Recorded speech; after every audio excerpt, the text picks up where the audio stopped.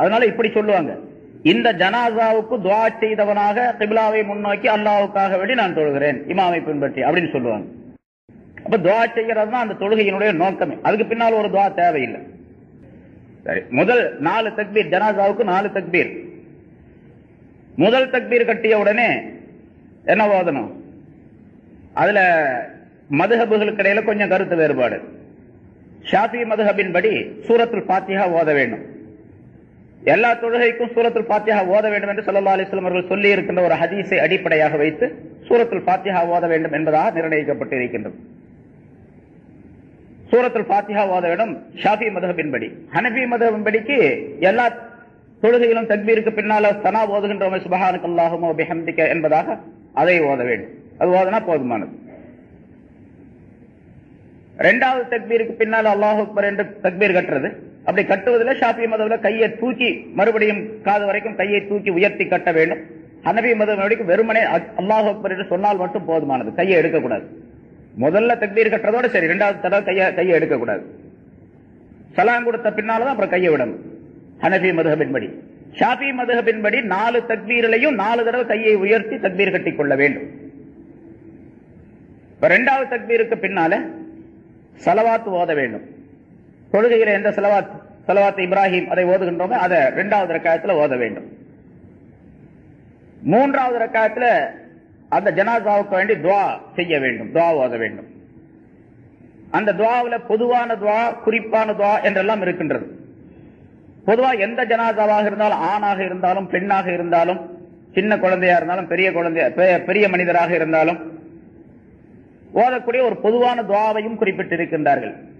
அதையும் ஸல்லல்லாஹு அலைஹி வஸல்லம் ஹதீஸின் மூலமாக குறிப்பிடுகின்றார்கள். அல்லாஹும்ம ஃபிர் லி ஹய்யினா வ மய்யித்தினா வ ஷாஹிதினா வ காயிபினா வ ஸகீரினா வ கபீரினா என்ற துஆ. அது மிக சுருக்கமானது. அல்லது அதற்கு குறிப்பாக துஆ செய்யக்கூடிய அல்லாஹும்ம ஃபிர் லி ஹய்யினா வ மய்யித்தினா அப்படின்னா எங்களில் உயிராக இருக்கக்கூடியவர்களுக்கும் இறந்து விட்டவர்களுக்கும் எங்களிலே பெரியவருக்கும் சிறியவருக்கும் ஆணுக்கும் பெண்ணுக்கும் எல்லோருக்கும் நீ மன்னிப்பளிப்பாயாக அப்படின்னு அர்த்தம். அது ஓதுனா போதுமானது அப்படின்னு நிர்ணயம் செய்யப்பட்டிருக்கு.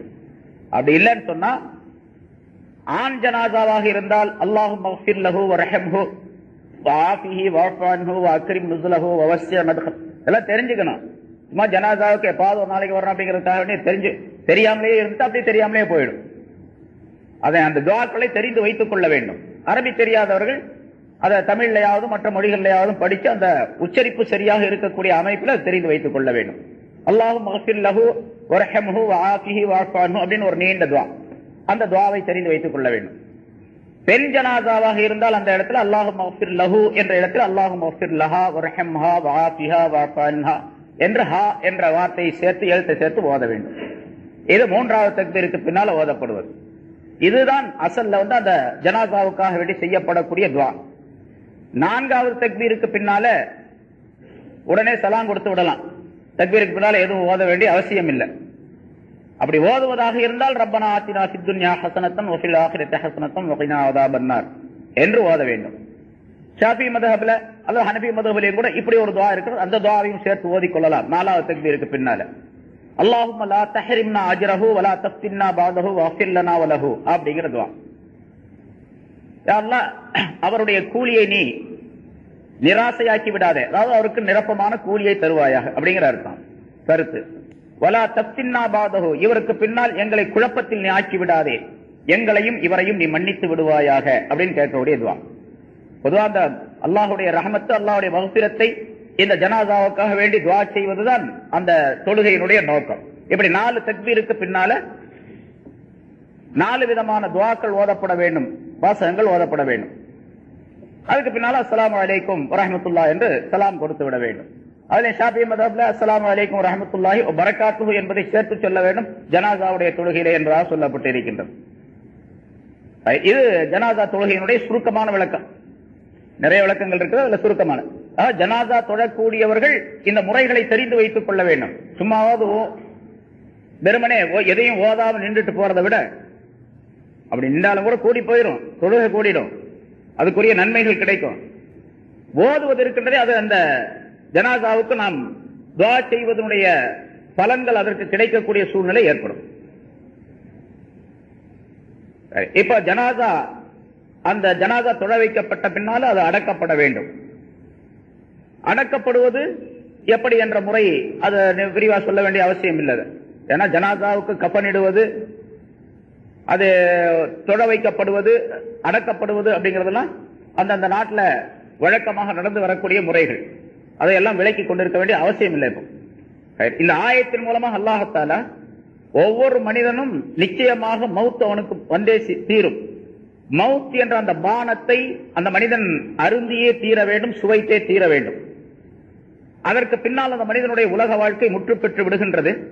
அந்த மனிதனுடைய நிலை எப்படி இருக்கும் என்று இந்த உலகத்தில் எவருக்கும் தெரியாது. ஆகவே பின்னால் வரக்கூடிய அந்த வாழ்க்கை இருக்கின்றதே, மரணத்திற்கு பின்னால் உள்ள வாழ்க்கை, அதை நினைத்து பார்த்து இருக்கக்கூடிய மனிதர்கள் கவலைப்பட வேண்டும். அதற்காக வேண்டி தங்களை தயார் செய்து கொள்ள வேண்டும். அங்கே நடக்கக்கூடிய தீமைகள், துன்பங்கள் ஆகியவற்றை விட்டு பாதுகாப்பு தேட வேண்டும். அங்கே இருக்கக்கூடிய வெகுமதிகள், நன்மைகளை அல்லாஹ் தஆலாவிடத்தில் கேட்டு பெற்றுக் கொள்ளக்கூடியவர்களாக இருக்க வேண்டும் என்பதையெல்லாம் இந்த ஆயத்தின் மூலமாக அல்லாஹ் தஆலா நமக்கு அறிவுறுத்துகின்றான். அதனால ஸல்லல்லாஹு அலைஹி வஸல்லம் அவர்கள் கபருக்கு அருகிலே போனால் சஹாபாக்கள் எப்பொழுதுமே நபி அவர்களோடு இருப்பார்கள். பல நேரங்களிலே கபருடைய வேதனையை விட்டு நீங்கள் பாதுகாப்பு தேடுங்கள் என்பதாக ஸல்லல்லாஹு அலைஹி வஸல்லம் அவர்கள் சொல்லுவார்கள். அல்லாஹும்ம இன்னி அஊது பிக்க, ஸல்லல்லாஹு அலைஹி வஸல்லம் துஆக்களை சொல்லி தந்திருக்கின்றார்கள். அல்லாஹும்ம இன்னி அஊது பிக்க மின் அஸாபில் கப்ரி வ ஃபித்னத்தில் கப்ர்.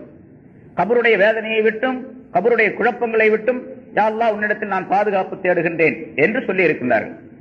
சில நேரங்களிலே ஸல்லல்லாஹு அலைஹி வஸல்லம் அவர்கள் கபர்களுக்கு அருகிலே சென்றால் பக்கத்தில் இருக்கக்கூடிய சஹாபாக்களை பார்த்து கபருடைய தண்டனையை விட்டும் வேதனையை விட்டும் நீங்கள் பாதுகாப்பு தேடிக் கொள்ளுங்கள் என்பதாக சொல்லுவார்கள். சஹாபாக்கள் சப்தமிட்டு அந்த துஆக்களை ஓதுவார்கள் என்பதாகவும் குறிப்பிடப்பட்டு இருக்கின்றது. ஒரு சமயம் ஒரு ஜனாசாவுடன் ஸல்லல்லாஹு அலைஹி வஸல்லம் அவர்கள் சென்றார்கள். சஹாபாக்களும் சென்றார்கள். கபருக்கு ஸல்லல்லாஹு அலைஹி வஸல்லம் அவர்கள் சென்றவுடனே அங்கே உட்கார்ந்தார்கள். கீழே ஜனாசா அந்த பெட்டி கீழே வைக்கப்பட்டது. ஸல்லல்லாஹு அலைஹி வஸல்லம் அவர்கள் கீழே உட்கார்ந்தார்கள். அவருடைய கையிலே ஒரு அசா வைத்திருந்தார்கள், கம்பு வைத்திருந்தார்கள். அதிலே தரையிலே அவர்கள் இப்படி கோடு போட்டுக் கொண்டிருந்தார்கள். அதை அறிவிக்கக்கூடிய சஹாபி சொல்லுகின்றார், அதாவது ஸல்லல்லாஹு அலைஹி வஸல்லம் அவருடைய அந்த நிலையை மிக நுணுக்கமாக அவர் கவனித்திருக்கின்றார் என்பதாக அதற்கு பொருளாகும். பிறகு திடீரென்று ஸல்லல்லாஹு அலைஹி வஸல்லம் அவர்கள் எங்களிடத்தில் சொன்னார்கள், நீங்கள் கபருடைய வேதனையை விட்டும் பாதுகாப்பு தேடுங்கள் என்பதாக சொன்னார்கள். நாங்கள் எல்லாம் பாதுகாப்பு தேடினோம். கபருடைய வேதனை, அதனுடைய தண்டனை, அதனுடைய குழப்பங்களை விட்டும் பாதுகாப்பு தேடினோம். பிறகு ரசூலுல்லாஹி ஸல்லல்லாஹு அலைஹி வஸல்லம் அவர்கள் அந்த கபருடைய நிலையை பற்றி, கபரில் அடக்கப்படக்கூடிய அந்த ஜனாசாவுடைய நிலையை பற்றி ஒரு நீண்ட விளக்கத்தை சொன்னார்கள் என்பதாக குறிப்பிடுகின்றார்கள். ஒரு மனிதன் இறந்து விடக்கூடிய நேரத்தில், உயிர் பிரியக்கூடிய நேரத்தில் அந்த மனிதன் நல்ல மனிதனாக மூமினாக இருந்தால் வானுலகத்திலிருந்து மலக்குகள் வருகின்றார்கள். அவர்களுடன் சொர்க்கத்திலிருந்து கஃன் கொண்டு வருகின்றார்கள். சொர்க்கத்தினுடைய நறுமண பொருள்களையும் கொண்டு வருகின்றார்கள். அந்த வந்த மலக்குகள் இந்த மனிதனுடைய 2 பக்கத்திலும் 2 ஓரங்களிலும் வரிசையாக உட்கார்ந்து கொள்ளுகின்றார்கள். கடைசியாக இந்த மனிதனுடைய ரூஹ் வெளியே வரக்கூடிய தருணத்திலே ஹஜ்ரத் இஸ்ராயில் அலைஹிஸ்ஸலாம் அவர்கள் அங்கே வருகின்றார்கள். மலக்குல் மௌத்துக்காக வேண்டி ஏற்பாடு செய்யப்பட்ட, நியமனம் செய்யப்பட்டு இருக்கக்கூடிய அந்த இஸ்ராயில் வருகின்றார்கள். வந்து அந்த மனிதனுடைய அருகிலே வந்து அல்லாஹ்வுடைய நல்லடியாருடைய உடலுக்குள் இருக்கக்கூடிய இனிமையான ரூஹே, அல்லாஹ் தஆலாவுடைய வெகுமதியின் பக்கம் நீ வெளியாகி வருவாயாக என்று அந்த ரூஹை கூப்பிடுகின்றார். அந்த உயிராகிறது மிக எளிதான முறையிலே, லேசான முறையிலே அந்த மனிதனுடைய உடலை விட்டு வெளிப்பட்டு வருகின்றது. அதற்கு ஸல்லல்லாஹு அலைஹி வஸல்லம் அவர்கள் உதாரணம் சொல்லுகின்றார்கள். சென்ற வாரம் சொல்லப்பட்டது, ஒரு தோல் பையிலே தண்ணீரை நிரப்பி அதனுடைய வாயை ஒரு நூலை கொண்டு கட்டிய பின்னால் அந்த தோல் பையை தலைகீழாக திருப்பி வைத்துக் கொண்டு அந்த வாய் கட்டப்பட்ட அந்த நூலை அவிழ்த்து விட்டால் அதில் இருக்கக்கூடிய தண்ணீராகிறது எப்படி மிக லேசாக வெளியே வந்து விடுகின்றதோ சிரமம் இல்லாமல், அதே போன்று இந்த உடலுக்குள் இருந்து அந்த உயிர் வந்து விடுகின்றது, ரூஹ் வந்து விடுகின்றது. இப்படி அந்த ரூஹ் வெளியான உடனே அது நறுமணம் கமழ்ந்து கொண்டிருக்கின்றது அந்த உயிரிலே, அந்த ரூஹிலே.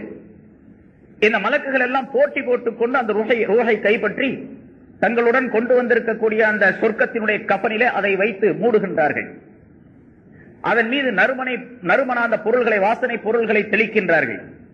பிறகு அவர்கள் அந்த ரூஹை வானுலகத்திற்கு அல்லாஹ்வுடைய சன்னிதானத்திற்கு கொண்டு செல்லுகின்றார்கள். வழியிலே மலக்குகள் எல்லாம் கூட்டம் கூட்டமாக இருந்து கொண்டிருக்கின்றார்கள்.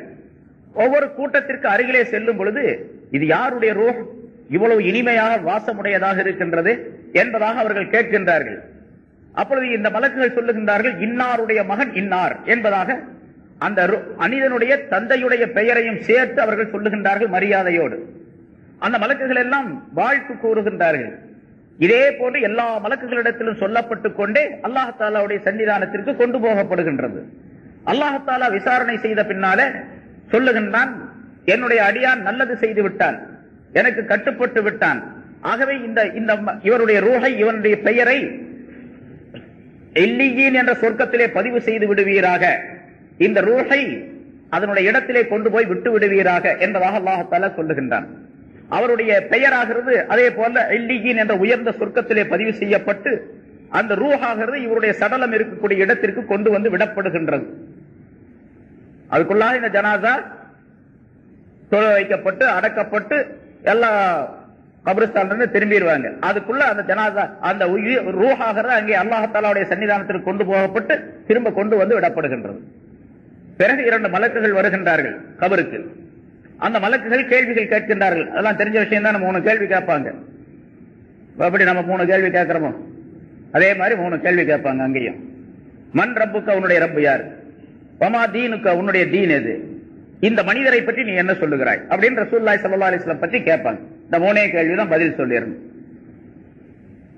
கேட்டு 1 மணி நேரம் பயான கேட்டுட்டு உடனே எழுதினா கூட மார்க்கு தப்பா இருக்குது. காலமெல்லாம் பாடமாக்கி வச்சு சொன்னா கூட அங்க போய் பாடமாக்கி சொல்ல முடியாது. அமல்களின் மூலமாகத்தான் அந்த பதிலை சொல்ல முடியும். அப்படி அந்த கேள்வி கேட்கப்பட்ட பின்னால அவர் சரியாக பதில் சொல்லி விடுவார். மூமினாக இருந்தால் சரியாக பதில் சொன்ன பின்னால அந்த கபராகிறது அவருடைய கண்ணுக்கு எட்டிய தூரம் வரைக்கும் விசாலமாக்கப்படுகின்றது. மிக விரிவாக அந்த இடம் விரிவாக்கப்படுகின்றது. பிறகு அந்த மலக்கு ஒரு மனிதர், அதாவது அந்த மலக்குகள் சொல்லி செல்லுகின்றார்கள், நீ புது மாப்பிள்ளையை போன்று எழுப்பப்படும் காலம் வரைக்கும் தூங்கி கொண்டு இருப்பாயாக அப்படின்னு சொல்லிட்டு போயிடுறாங்க. அவர் புது மாப்பிள்ளை மாதிரி நீ இங்கே இரு அப்படின்ட்டு. அந்த 2 பேரும் போன உடனே, 2 மலக்குகளும் போன முன்கர்ணைக்கு மலக்குகள் போன உடனே ஒரு உருவம் வருது. ஒரு அழகான தோற்றம் உள்ள, பார்ப்பதற்கே ரொம்ப அழகாக இருக்கக்கூடிய ஒரு தோற்றம், ஒரு உருவம். இந்த ஜனாதா அந்த மனிதன் கேட்கிறான், நீ யார் பண்ணி ரொம்ப அழகா இருக்கிற, உன்னை பார்த்துக்கிட்டே இருக்கலாம் போல் இருக்க, உடனே நீ யார் அப்படின்னு. நான் தான் உன்னுடைய நல்ல அமல்கள், நீ உலகத்திலே செய்த நல்ல அமல்கள். அல்லாஹ் தஆலா அந்த நல்ல அமல்களை, நீ செய்த அந்த நல்ல அமல்களை இப்படி ஒரு அழகான வடிவமாக ஆக்கி உன்னோடு உனக்கு துணையாக எழுப்பப்படும் நாள் வரைக்கும் உன்னோடு துணையாக இருக்குமாறு அல்லாஹ் தஆலா எனக்கு கட்டளையிட்டு இருக்கின்றான் என்று அந்த உருவம் சொல்லுகின்றது. அந்த மனிதன் மிக சந்தோஷமாக அந்த ஆலமுல் பர்ஸக் என்ற கபருடைய அந்த உலகத்திலே வாழ்ந்து வருகின்றான். இதற்கு நேர் மாறாக இறந்து விடக்கூடிய அந்த மனிதன் ஒரு காபிராக இருந்தால் அல்லது ஃபாஜிராக பாவம் செய்த மனிதனாக இருந்தால், அப்போ மலக்குகள் வர்றாங்க நிறைய உயிர் போகக்கூடிய தருணத்தில். அவர்கள் மிக கடுமையான, அதாவது விகாரமான தோற்றம் உள்ள மலக்குகள் வருகின்றார்கள். நரகத்தில் இருந்து கஃனை கொண்டு வருகின்றார்கள். அந்த கஃனோடு அவர்கள் வரிசையாக உட்கார்ந்து இருக்கின்றார்கள் 2 பக்கத்திலும். கடைசியாக மலக்குல் மௌத் வருகின்றார். கெட்ட மனிதனுடைய உடலுக்குள்ளே இருக்கக்கூடிய கெட்ட ரூஹை அல்லாஹ் தஆலாவுடைய தண்டனையின் பக்கம் நீ வெளிப்பட்டு வருவாயாக அப்படின்னு கூப்பிடுறார். அது வரமாட்டேன்னு போய் ஓடி ஒளிஞ்சுக்குது. உடல்ல எங்க பார்த்தாலும் ஓடுது, வெளியே வரமாட்டேங்குது. பிறகு அதை வம்பாக கடினமாக அதை பிடித்து இழுத்து வெளியே கொண்டு வருகின்றார் மலக்குல் மௌத். அதை எப்படி வெளியே கொண்டு வருகின்றார் அப்படிங்கிறது ஸல்லல்லாஹு அலைஹி வஸல்லம் அவர்கள் சொல்லுகின்றார்கள். உதாரணம் சொல்லுகின்றார்கள். ஒரு மெல்லிய துணி, இப்ப நம்ம மேல போட்டிருக்கோம் இந்த மாதிரி ஒரு மெல்லிய துண்டு, முள் நிறைந்த முட்செடிகள் நிறைந்த ஒரு பகுதியிலே, முள் செடியிலே அந்த துண்டை அப்படியே விரித்து வச்சு விட்டா என்ன ஆகும்? அந்த முள்ளு போய் எல்லா இடத்துலயும் குத்திக்கிட்டு நிற்கும். ஒரு ஓரத்தை பிடித்து வேகமாக இழுத்தால் எப்படி அந்த துணியாகிறது தார் தாராக கிழிந்து கொண்டு வருமோ அதே போன்று அந்த உயிரை பிடித்து இழுக்கின்றார். அது மிக சிரமப்பட்டு வெளியே வருகின்றது. வந்தவுடனேயே இந்த நரகத்தினுடைய கபரிலே அந்த மலக்குகள் எல்லாம் அதனை வைத்து மூடுகின்றார்கள். பிறகு கொண்டு செல்லுகின்றார்கள். அது ஒரே துர்வாடையாக, ஒரே நாற்றமாக இருக்கின்றது. பயங்கரமான நாற்றம் எடுக்கின்றது. நம்ம கூவம் இருக்கு பாருங்க, அது மாதிரி அல்ல, அதோட 1000 மடங்கு நாற்றம் இருக்கும். ஏன்னு கேட்டா, முன்னால் நான் சொல்லியிருக்கிறேன், பாவங்கள் செய்யும் பொழுது பாவம் என்பது நாற்றம் உடையது. அது துர்நாற்றம் உடையது. எவ்வளவு துர்நாற்றம் சொன்னா ஒரு மனுஷன் சகிக்கவே முடியாது. அந்த வாடையை கண்டால் சகிக்கவே முடியாது. அந்த வாடை எப்பொழுது தெரியும்? மௌத்தா போன பிறகுதான் தெரியும், இப்ப தெரியாது. அதே மாதிரி ஈமானும் நல்ல அமல்களும் நறுமணம் உள்ளது. அந்த வாடை எப்ப தெரியும்? நறுமணம் எப்ப தெரியும்? மௌத்தான போன பின்னால் அந்த ரூஹ் வாடை உடையதாக இருக்கும், மனம் உடையதாக இருக்கும். தீமை செய்திருந்தால் அந்த ரூஹ் ஆகிறது. இப்ப நம்ம செய்யக்கூடிய நம்முடைய வெளி உறுப்புகளால், கையால, காலால, கண்ணு, காது, மூக்கு, நாக்கு, கால், எல்லா உறுப்புகளால் செய்யக்கூடிய பாவங்களுடைய பலன்கள், பாவங்களுடைய பிரதிபலிப்பு எங்கே போய் சேருகின்றது? நம்முடைய உடலுக்குள்ளே இருக்கக்கூடிய ரூஹை போய் தாக்குகின்றது. அந்த ரூஹையில குடிகொண்டு, நன்மைகள் செய்தால் நறுமணம் குடிகொள்ளுகின்றது, தீமைகள் செய்தால் தீய வாடையாகிறது, அதிலே குடிகொண்டு அமைந்து விடுகின்றது. ஆக அந்த ரூஹ், கெட்ட ரூஹ் இருக்கின்றது, அது கடுமையான துர்வாடை உடையதாக இருக்கின்றது. அதை கொண்டு போகும் போதெல்லாம் வழியில் இருக்கக்கூடிய மலக்குகள் கேட்கிறாங்க, இது யாருப்பா இருந்தாலும் இந்த மலாத்தனாருது அப்படின்னு கேட்கிறாங்க. இன்னாருடைய மகன் இன்னார் அப்படின்னு சொல்றாங்க. அப்ப அந்த மலக்குகள் எல்லாம் அவன் மீது நாசம் உண்டாவதாக, அல்லாஹ்வுடைய சாபம் உண்டாவதாக என்று சபிக்கின்றார்கள். இப்படியே அல்லாஹ்வுடைய சன்னிதானத்திற்கு கொண்டு செல்லப்படுகின்றது. அல்லாஹ் தஆலா சொல்லுகின்றான், இவன் ரொம்ப கெட்ட மனிதனாக இருக்கின்றான், ஆகவே இவனை சிஜ்ஜீன் என்று சொல்லப்படக்கூடிய நரகத்தினுடைய அடித்தளத்திலே இவனுடைய பெயரை நீங்கள் எழுதி விடுவீர்களாக, பிறகு இந்த ரூஹை அதனுடைய இடத்திலே கொண்டு போய் விட்டு விடுவீர்களாக என்று அல்லாஹ் தஆலா சொல்லுகின்றான். அதே போல அவனுடைய நரகத்தினுடைய பகுதியிலே சிஜ்ஜீன் என்ற இடத்திலே அந்த மனிதனுடைய பெயர் எழுதப்பட்டு விடுகின்றது. அந்த ரூஹ் கபருக்கு அனுப்பப்படுகின்றது. எப்படி அனுப்பப்படுகின்றது என்று சொன்னால், முதல்ல உள்ள ரூஹ் மரியாதையா கொண்டு வந்து கபர்ல வச்சுட்டு போறாங்க. இந்த ரூஹை வானத்திலிருந்து அப்படி தூக்கி எறிஞ்சிடறாங்க கீழே. அது வேகமாக வந்து கீழே அடித்து மோதிக்கொண்டு பயங்கரமான ஒரு சூழ்நிலையிலே அது கீழே வந்து விழுகின்றது, அவருடைய கபருக்கு போய் சேர்ந்து விடுகின்றது. ஸல்லல்லாஹு அலைஹி வஸல்லம் அவருக்கு சில உதாரணங்களையும் சொல்லித் தருகின்றார்கள். நீண்ட விளக்கு, நீண்ட ஹதீஸ், ஒரு பெரிய ஹதீஸ். பிறகு அந்த மனிதனுக்கு கேள்வி கணக்கு கேட்பதற்காக வேண்டி 2 மலக்குகள் வருகின்றார்கள். மன் ரப்புக்கு, அவனுடைய ரப்பு யார் அப்படின்னு கேட்கிறாங்க. ஆஹா, எனக்கு ஒண்ணுமே தெரியாது அப்படிங்கிறான். ஸல்லல்லாஹு அலைஹி வஸல்லம் அப்படி சொல்றாங்க, ஹா ஹா லா அத்ரி, எனக்கு ஒண்ணுமே தெரியாது அப்படிங்கிறான். அப்புறம் அவமா தீனுக்கு, அவனுடைய தீன் எதுன்னு கேட்கிறான். ஹா ஹா லா அத்ரி, எனக்கு ஒண்ணும் தெரியாது அப்படின்னு. இந்த மனிதரை பற்றி நீ என்ன சொல்லுகிறாய் அப்படின்னு கேட்கிறாங்க. இவரை எல்லாரும் சொல்லுவாங்க, அல்லாஹ்வுடைய ரசூல் சொல்லுவாங்க, எனக்கு தெரியாது இவரை பத்தி அப்படின்னு சொல்றோம். உடனே அவர்கள் தன்னுடைய கையில ஒரு தண்டாயுதம், பெரிய ஆயுதம் ஒண்ணு வச்சிருக்கிறாங்க, இரும்பு தடி. அதனால் அந்த மனிதனை அடிக்கின்றார்கள். அடித்த வேகத்திலே பூமிக்குள்ளே 70 முழம் உள்ளே போய்விட்டு அப்புறம் திரும்பி வர்றான். அடிச்ச ஒரே அடியில எவ்வளவு போறான் உள்ள? 70 முழம் போய்விட்டு திரும்பி வருகின்றான். திரும்பவும் கேட்கிறாங்க, சொல்ல மாட்டேங்கிறான், திரும்பவும் அடிக்கிறார். இப்படியே அவருக்கு வேதனை நடைபெற்றுக் கொண்டிருக்கின்றது. பிறகு நரகத்தினுடைய ஒரு கதவு திறக்கப்பட்டு அதனுடைய துர்வாடை, அதனுடைய ஜுவாலை, நெருப்பினுடைய சூடு அந்த மனிதனுக்கு தாக்கக்கூடிய அளவுக்கு திறந்து வைத்து விட்டு, நீ இப்படியே கியாமத் நாள் வரைக்கும், எழுப்பப்படும் நாள் வரைக்கும் தண்டனை அனுபவித்துக் கொண்டு அப்படின்னு போயிடுறாங்க அவங்க 2 பேரும். அங்க ஒரு உருவம் வருது, ரொம்ப விகாரமான தோற்றம், பயங்கரமான தோற்றம்.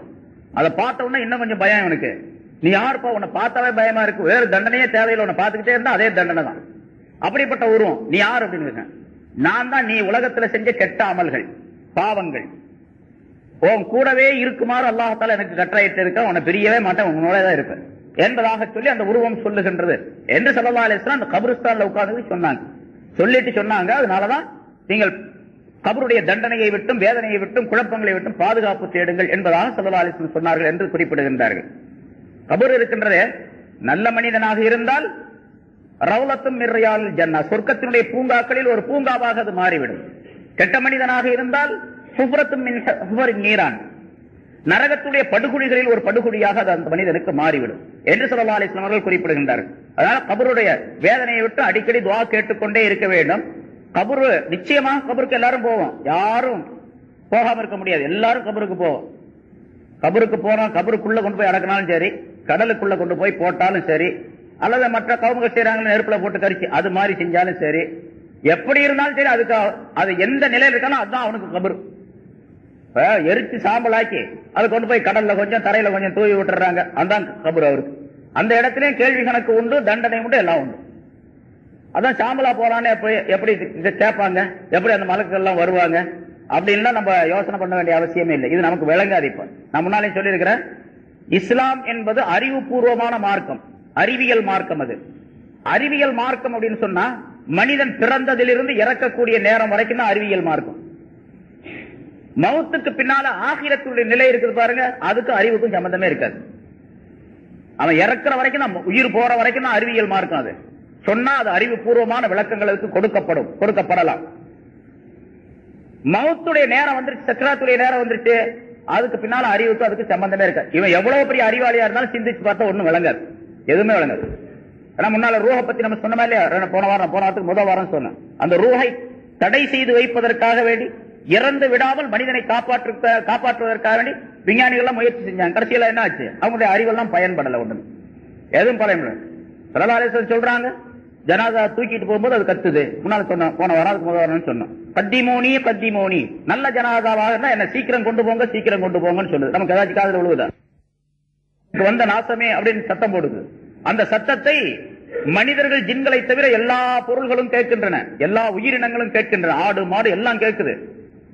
மனிதன் மட்டும் கேட்டால் மோத்தா போயிடுவான், அவ்வளவு சத்தம் போடுது. அது நம்ம தூக்கிட்டு தான் போறோம். அந்த மாதிரி கெட்ட மனிதனுடைய ஜனாதாவையும் நம்ம தூள்ல தூக்கிட்டு போறோம், நல்ல மனிதனுடைய ஜனாதாவையும் தூக்கிட்டு ஏதாவது சத்தம் கித்தம் கேட்குதா நமக்கு? அதான் அறிவுக்கு அதுக்கு சம்பந்தமே இல்லை. சரி, கபர்ல அடக்கிடுறோம்.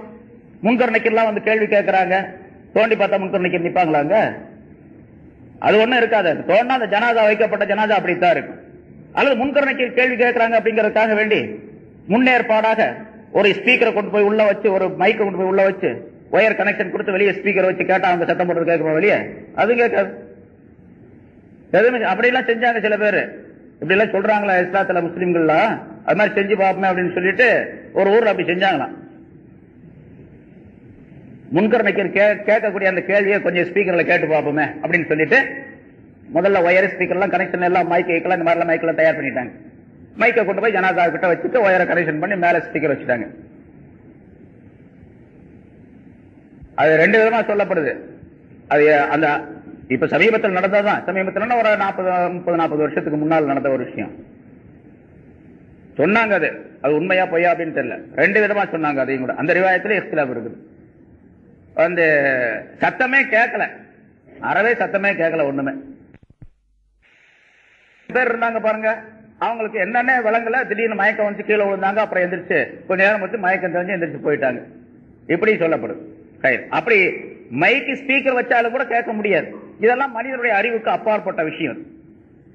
கபர்ல நடக்குது அப்படின்னு சொல்றாங்க, மற்றவங்களுக்கு தெரியறது இல்ல. ஸல்லல்லாஹு அலைஹி வஸல்லம் சொல்லி காட்டினாங்க. முன்னாலும் பல தடவை சொல்லப்பட்டிருக்கு. 2 கபர் இருக்கக்கூடிய இடத்துக்கு ஸல்லல்லாஹு அலைஹி வஸல்லம் போனாங்க. சஹாபாக்கள் எல்லாம் போயிட்டு இருந்தாங்க. இந்த 2 கபர்ல உள்ளவர்களும் வேதனை செய்யப்படுகின்றார்கள், தண்டனை கொடுக்கப்படுகின்றார்கள் அப்படின்னு சொல்லிட்டு, பெரிய பாவங்கள் செய்ததின் காரணமாக இவர்கள் தண்டனை கொடுக்கப்படவில்லை. மாறாக ஒரு மனிதர் ஒரு கபரில் இருக்கக்கூடியவர் கோள் சொல்லி திரிந்து கொண்டிருந்தார்.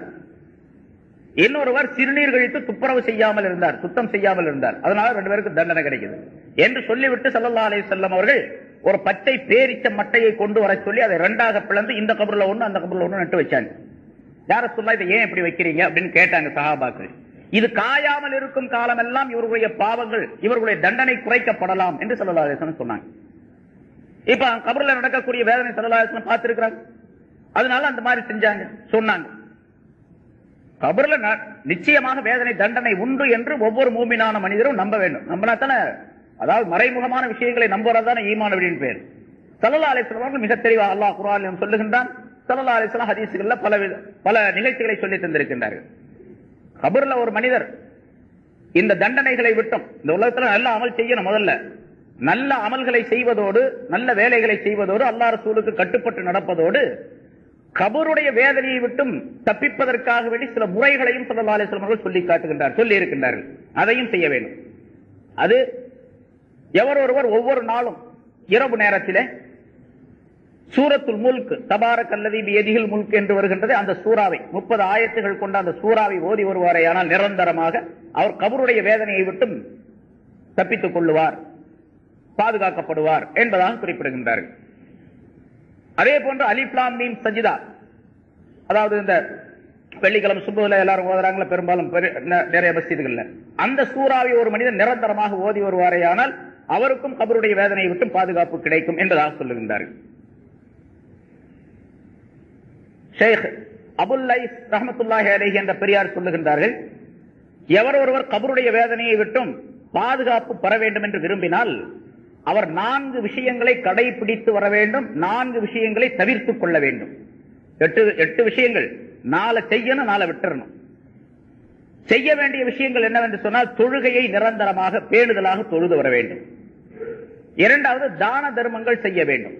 தான தர்மங்கள், சதகா கைராத்துகள் செய்ய வேண்டும். மூன்றாவது குர்ஆன் ஓதி வர வேண்டும். அந்த குர்ஆன் ஓதுவதிலேயும் தபாரக்கல்லதி ஓதுவது ஒன்று. நான்காவதாக அதிகமாக ஜிக்ர் செய்து வர வேண்டும். தஸ்பீஹாத்துகள், ஜிக்ர்கள் அதிகமாக செய்து வர வேண்டும்.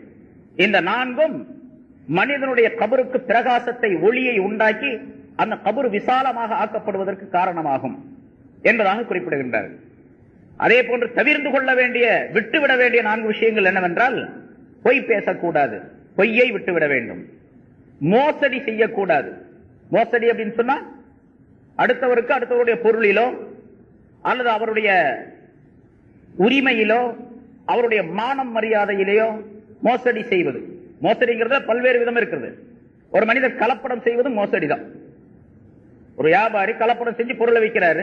இப்ப இவர் என்ன பண்றாரு, உரியவருக்கு காசு கொடுத்து சாமான் வாங்கக்கூடிய அந்த மனிதருக்கு மோசடி செய்கின்றார். இவர் அளவான பொருளை கொடுப்பதற்கு பதிலாக அளவு குறைந்த பொருளை கொடுக்கின்றார். இது ஒரு வகையான மோசடி. இப்படி மோசடி என்பது ஹியானா என்பது பல்வேறு விதமான அமைக்கப்பட்டிருக்கு. அந்த மோசடியை விட்டுவிட வேண்டும். மூன்றாவதாக கோள் சொல்லுவதை விட்டுவிட வேண்டும். கோள் சொல்லுவதும், அதாவது பொய் பேசுவது, மோசடி செய்வது, கோள் சொல்லுவது, சிறுநீர் கழித்து சுத்தம் செய்யாமல் இருப்பது, இந்த 4ம் தவிர்க்கப்பட வேண்டிய விஷயங்கள். இந்த 4ஐ செய்யணும். அதாவது பொய் பேசாமல் இருக்க வேண்டும், மோசடி செய்யாமல் இருக்க வேண்டும், கோள் சொல்லாமல் இருக்க வேண்டும், சிறுநீர் கழித்து சுத்தம் செய்ய வேண்டும். இந்த 4 விஷயங்களையும் மிக ஜாக்கிரதையாக பேணி வர வேண்டும். முதல்ல சொன்ன 4 விஷயங்களும் செய்யப்பட வேண்டியவை, இந்த 4ம் தவிர்க்கப்பட வேண்டியவை. இந்த 8 விஷயங்களையும் ஒரு மனிதர் செய்து வந்தால் நிரந்தரமாக அவர் கபருடைய வேதனையை விட்டு பாதுகாக்கப்படுவார் என்பதாக குறிப்பிடுகின்றார்கள். ஆக கபருடைய வேதனை நிச்சயமாக உண்டு, அதில் எந்த விதமான சந்தேகம் இல்லை என்று நம்பக்கூடிய நாம் அதற்குள்ள ஏற்பாடுகளை உலகத்தில் இருக்கும்போதே செஞ்சுக்கணும். மௌத்தா போகும்போது பார்த்துக்கலாம் அப்படின்னு சொன்னா மௌத்து எப்போ வரும்னு தெரியாது. எல்லாத்துக்கும் தெரிஞ்ச விஷயம் தானே. பாருங்க, போன வாரம் தப்சீர்ல ஒருத்தர் உட்கார்ந்து இருந்தாருங்க. தப்சீர்ல ஒருத்தர் வெளியூர்காரர், வெளியிருந்து வந்தாரு. அவருக்கு இங்கதான் தப்சீர்ல புல்லா உட்கார்ந்து, போன வாரம் பூரா மௌத்தை பத்தி தானே சொன்னோம்.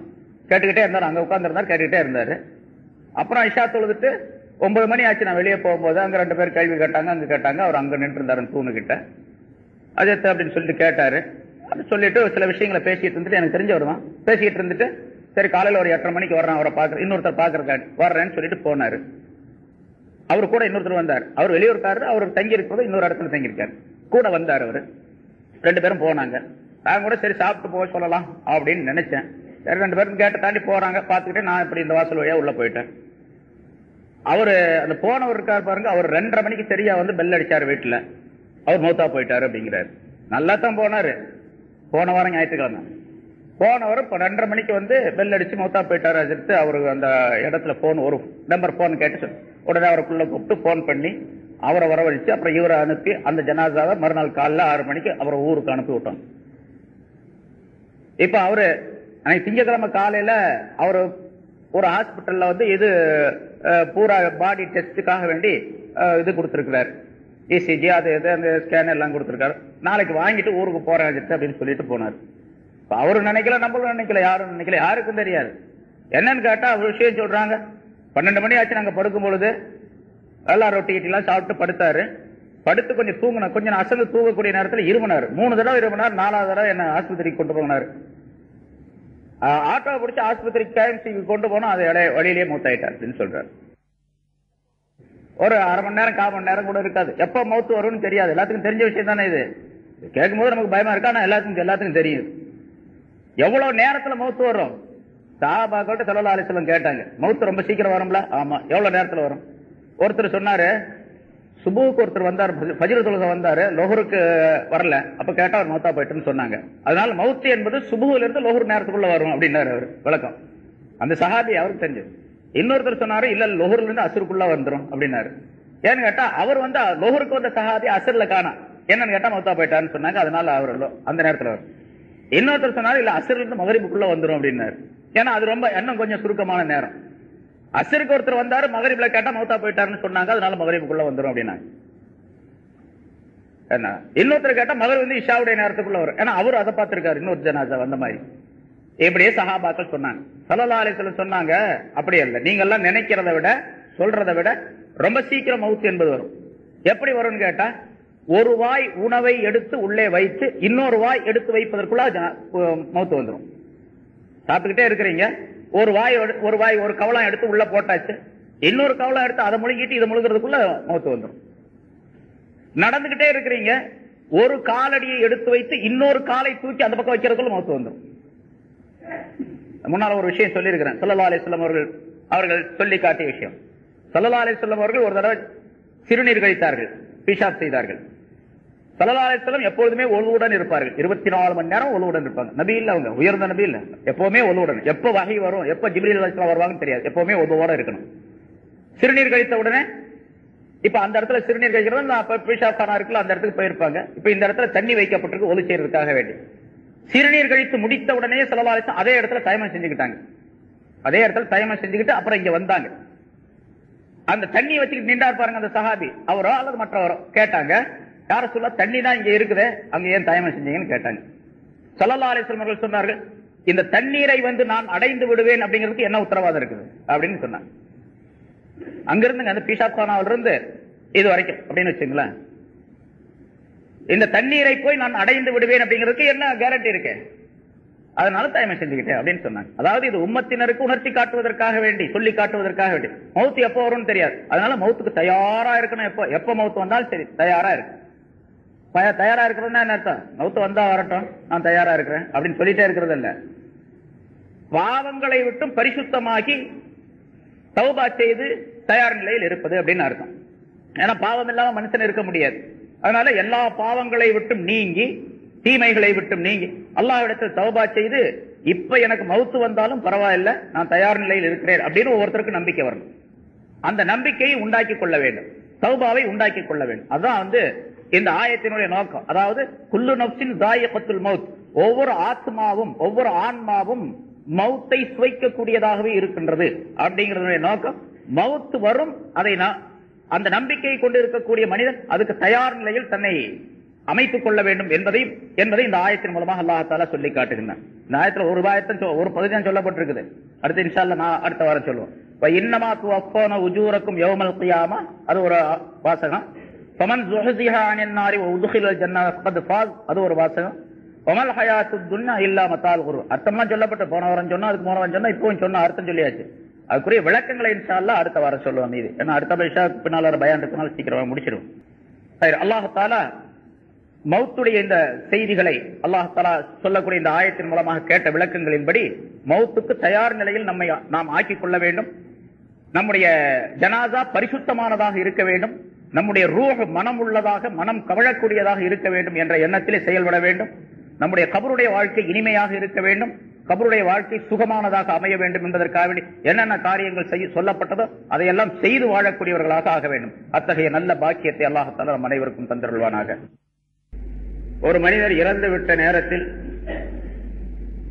அவர் சம்பந்தமாக என்னென்ன நிகழ்ச்சிகள் நடைபெறுகின்றன என்பது பற்றி உள்ள விளக்கங்கள் எல்லாம் சென்ற வாரம் சொல்லப்பட்டது. எனவே இறந்துவிட்டால் அவருக்காக வேண்டி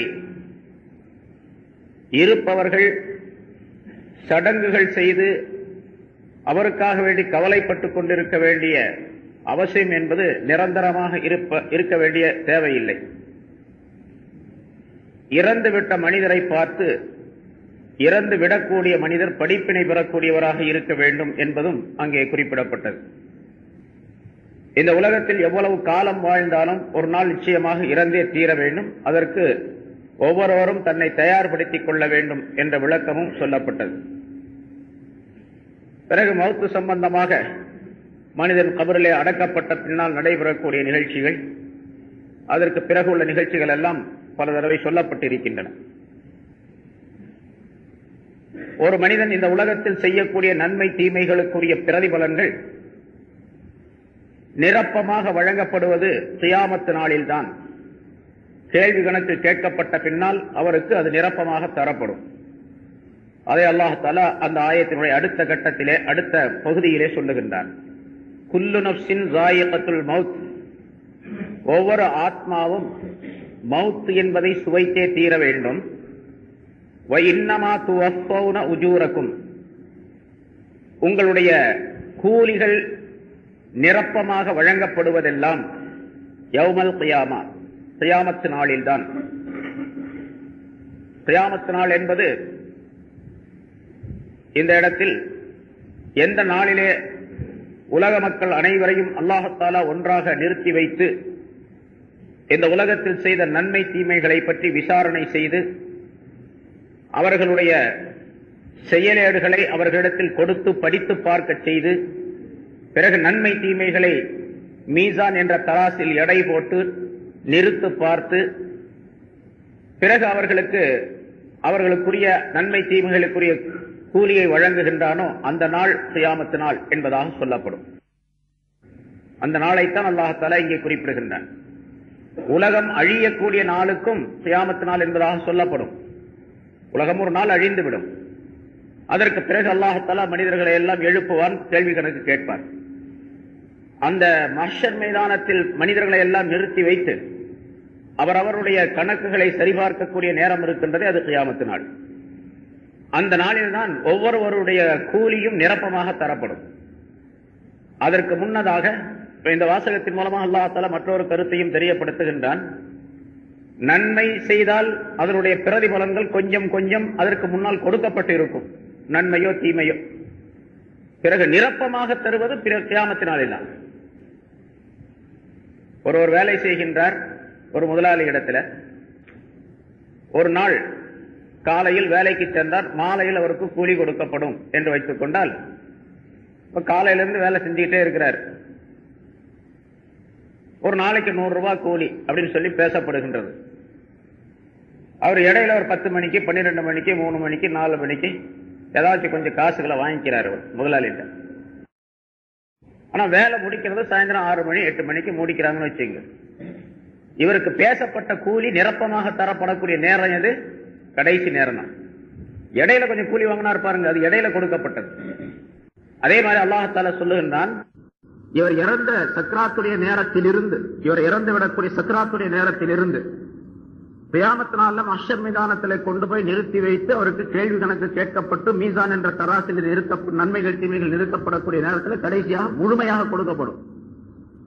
இந்த சக்ராத்துடைய நேரத்திலிருந்து அது வரைக்கும் கொஞ்சம் கொஞ்சமா சில கூலிகள் அல்லாஹ் தஆலா கொடுத்திருப்போம். நல்லவராக இருந்தால் நல்லது, கெட்டவராக இருந்தால் கெட்டது. அது எப்படி? கூலிங்கிறது கடைசியில தர்றதுதான், இடையில எப்படி கிடைக்கும்? உலக நடைமுறையை வைத்தே அல்லாஹ் தஆலா தன்னுடைய நியதியையும் அமைத்து வைத்திருக்கின்றான்.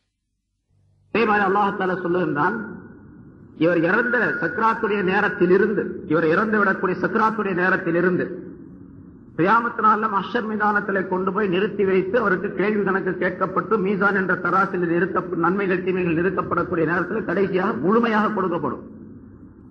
இந்த சக்ராத்துடைய நேரத்திலிருந்து அது வரைக்கும் கொஞ்சம் கொஞ்சமா சில கூலிகள் அல்லாஹ் தஆலா கொடுத்திருப்போம். நல்லவராக இருந்தால் நல்லது, கெட்டவராக இருந்தால் கெட்டது.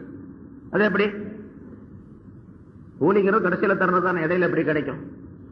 உலக நடைமுறையை வைத்தே அல்லாஹ் தஆலா தன்னுடைய நியதியையும் அமைத்து வைத்திருக்கின்றான். சக்ராத்துடைய நேரத்தில் அவருக்கு லேசான ரூஹ் வாங்கப்படக்கூடிய நிலை, சக்ராத்துடைய அந்த கஷ்டத்தை லேசாக்கி வைப்பது, பிறகு கபரில் இருக்கக்கூடிய நேரத்தில் கேள்வி கணக்கு லேசாக கேட்கப்படுவது, கபரில் சொர்க்கத்துடைய அந்த இனிமையான வாழ்க்கையை அவர் அனுபவிக்க செய்வது, அதில் போன்றவாறு அதுக்கு விளக்கங்கள் எல்லாம் சொல்லப்பட்டன. கேள்வி கணக்கு கேட்டுவிட்டு அந்த மலக்குகள் அந்த மனிதனிடத்தில் சொல்லி செல்லுகின்றார்கள், நீ புது மாப்பிள்ளையை போன்று தூங்கிக் கொண்டிரு என்பதாக. எழுப்பப்படும் நாள் வரைக்கும் அப்படி சுகமா இருக்கக்கூடிய ஒரு வாழ்க்கை அவர் கபரில் கிடைக்கின்றது. ஆலமுல் பர்ஸக் என்ற அந்த உலகத்திலே கிடைக்கின்றது. அதுல எவ்வளவு நாள் இருப்பாரா? அதுல சில பேருக்கு நீண்ட காலமா இருக்கும், சில பேருக்கு கம்மியான காலமா இருக்கும். ஆதம் அலைஹிஸ்ஸலாத்து காலத்தில் மௌத்தானவங்க எல்லாம் இன்னும் அந்த கபரில் இருந்துகிட்டு இருக்கிறாங்க. அந்த ஆலமுல் பர்ஸக் என்ற உலகத்தில் இருக்கிறாங்க. நல்லவர்களாக இருந்தால் சுகபோகத்தில் இருக்கிறாங்க, கெட்டவர்களாக இருந்தால் தண்டனையிலே இருக்கிறாங்க, வேதனைப்பட்டுக் கொண்டே இருக்கிறார்கள்.